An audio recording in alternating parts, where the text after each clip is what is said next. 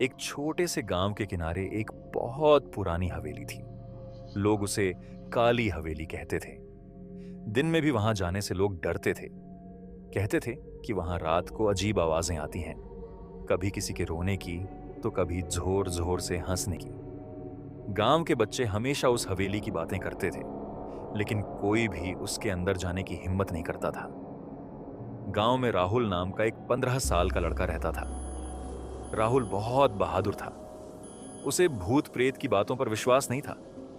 वह हमेशा कहता, भूत वूत कुछ नहीं होते, ये सब लोगों का वहम है। एक दिन राहुल अपने दोस्तों अमन, सोनू और दीपक के साथ बैठा था। तभी अमन बोला, अगर तू इतना बहादुर है तो आज रात उस हवेली में जाकर दिखा। राहुल तुरंत मान गया। उसने कहा, ठीक है, मैं आज रात वहां जाऊंगा और साबित कर दूंगा कि वहां कोई भूत नहीं है। रात के 10 बजे राहुल एक टॉर्च लेकर हवेली की तरफ चल पड़ा। आसमान में बादल छाए हुए थे। हवा बहुत तेज चल रही थी। पेड़ों की शाखाएं ऐसे हिल रही थीं जैसे कोई उन्हें पकड़कर झकझोर रहा हो। हवेली के पास पहुंचते ही राहुल को थोड़ा डर महसूस हुआ। हवेली बहुत बड़ी थी। उसकी दीवारों पर काई जमी हुई थी और खिड़कियां टूटी हुई थी। जैसे ही राहुल अंदर गया, दरवाजा अपने आप जोर से बंद हो गया। राहुल घबरा गया।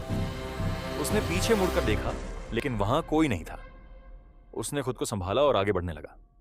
अंदर बहुत अंधेरा था। अचानक उसे ऊपर से किसी के चलने की आवाज सुनाई दी। थक थक थक। राहुल ने टॉर्च ऊपर की तरफ घुमाई, लेकिन वहां कोई नहीं था। तभी हवेली के कोने से किसी औरत के रोने की आवाज आई। ओह, मुझे बचाओ। राहुल का गला सूख गया। उसके हाथ कांपने लगे, लेकिन फिर भी वह धीरे धीरे उस आवाज की तरफ बढ़ा। एक कमरे के सामने पहुंचते ही आवाज बंद हो गई। राहुल ने दरवाजा खोला। कमरे में बहुत धूल थी। बीच में एक पुरानी कुर्सी रखी थी जो अपने आप हिल रही थी। छर छर। राहुल डर गया। तभी अचानक उसकी टॉर्च बंद हो गई। अब चारों तरफ सिर्फ अंधेरा था। अचानक किसी ने उसके कंधे पर हाथ रखा। राहुल चीख पड़ा, कौन है? लेकिन कोई जवाब नहीं आया। उसने जल्दी से टॉर्च फिर से चालू की। पीछे कोई नहीं था। अब राहुल को सच में डर लगने लगा था। वह वापस जाने के लिए मुड़ा ही था कि तभी ऊपर वाली मंजिल से एक लड़की की हंसी सुनाई दी। ही ही ही ही। राहुल ने डरते हुए ऊपर देखा। सीढ़ियों पर सफेद कपड़े पहने एक लड़की खड़ी थी। उसके लंबे बाल चेहरे पर थे और उसकी आंखें लाल चमक रही थीं। राहुल के पैरों तले जमीन खिसक गई। लड़की धीरे धीरे सीढ़ियों से नीचे आने लगी। तुम यहां क्यों आए हो? उसने भारी आवाज में पूछा। राहुल डर के मारे कुछ बोल नहीं पाया। तभी लड़की अचानक गायब हो गई। पूरा कमरा ठंडा हो गया। हवा बहुत तेज चलने लगी। खिड़कियां अपने आप खुलने बंद होने लगी। धड़ाम धड़ाम। राहुल भागने लगा, लेकिन हवेली का मुख्य दरवाजा बंद था। उसने बहुत कोशिश की, मगर दरवाजा नहीं खुला। तभी पीछे से किसी ने फुसफुसाकर कहा, तुम अब यहां से नहीं जा सकते। राहुल ने पीछे मुड़कर देखा।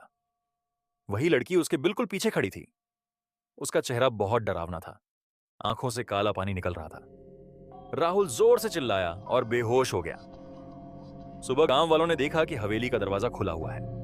वे अंदर गए तो राहुल जमीन पर बेहोश पड़ा था। जब राहुल को होश आया तो वह बहुत डरा हुआ था। उसने गांव वालों को सारी बात बताई, लेकिन किसी ने उसकी बात पर विश्वास नहीं किया। कुछ दिनों बाद राहुल फिर से सामान्य हो गया, लेकिन उसने कभी उस हवेली का नाम तक नहीं लिया। एक रात गांव के चौकीदार ने देखा कि हवेली की खिड़की में एक सफेद साया खड़ा है। वह साया धीरे धीरे मुस्कुरा रहा था। अगले दिन चौकीदार अचानक गायब हो गया। आज भी गांव वाले कहते हैं कि उस हवेली में एक लड़की की आत्मा रहती है। रात को अगर कोई वहां जाता है तो उसे किसी के रोने और हंसने की आवाज जरूर सुनाई देती है।